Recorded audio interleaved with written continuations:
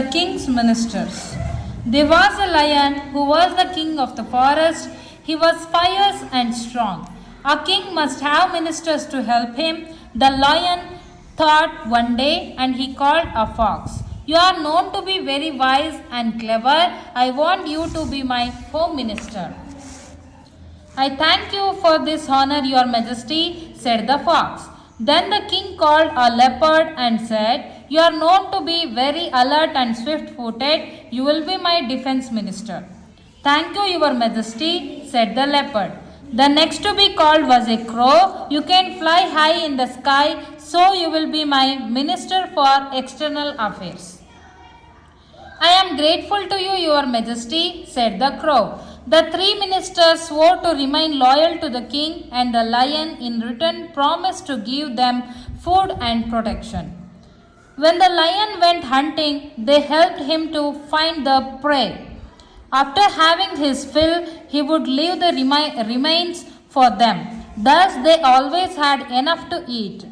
One day, the crow said to the king, Your majesty, have you ever eaten camel meat? It is very tasty. The lion had never seen a camel, but he liked the idea of tasting camel meat. Where can we get a camel? The king asked. I have seen a lone camel in a desert. It looked very fat and big, said the crow. Next morning, the lion and his three ministers set off for the desert. They had to travel for miles. At last, they reached the desert.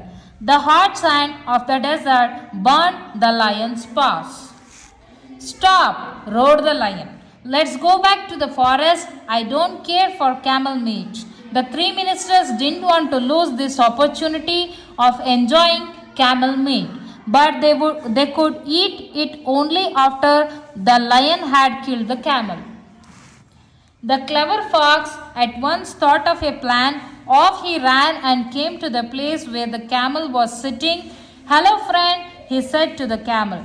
How lucky you are. Our king has invited you to his court. Now, please hurry up and come with me.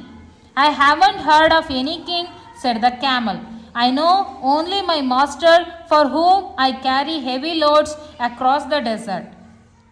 The fox said, Our king is the brave lion. He has killed your cruel master and now you are free. The good king has invited you to come and live with him in the forest. The camel followed the fox happily. When they reached the lion camps, the crow and the leopard were surprised. Even the lion was pleased in spite of his burnt paws. The camel was presented to the king. Get on the camel's back, your majesty, said the fox. We will return home first. The lion at once jumped on the camel's back.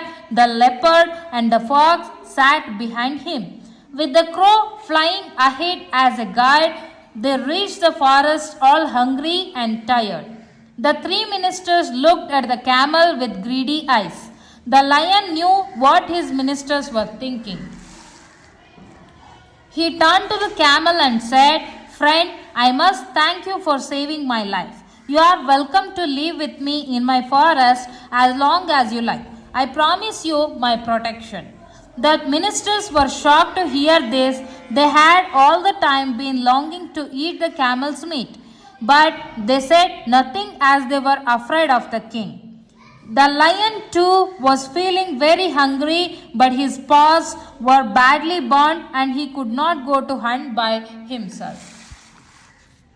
O fox, leopard and crow, he said, don't you see I am tired and hungry? Go at once and get me some food. The ministers had to obey the king, so they went but not very far. They sat down under a tree to discuss what to do. The fox came up with a clever plan. The others agreed to it, and back they went to the king. Bowing low, the crow stepped forward first. Your majesty, he said, we are sorry that we have found no food, but we can't let you starve. I am your most faithful servant and you can eat me. It will be my pleasure if I can satisfy your hunger. The fox at once pushed the crow aside and said, O king, please eat me first. I have more flesh than the crow. Then the leopard rushed in and said, I am even bigger, your majesty, you can eat me first. The camel was deeply moved by the loyalty shown by the three ministers.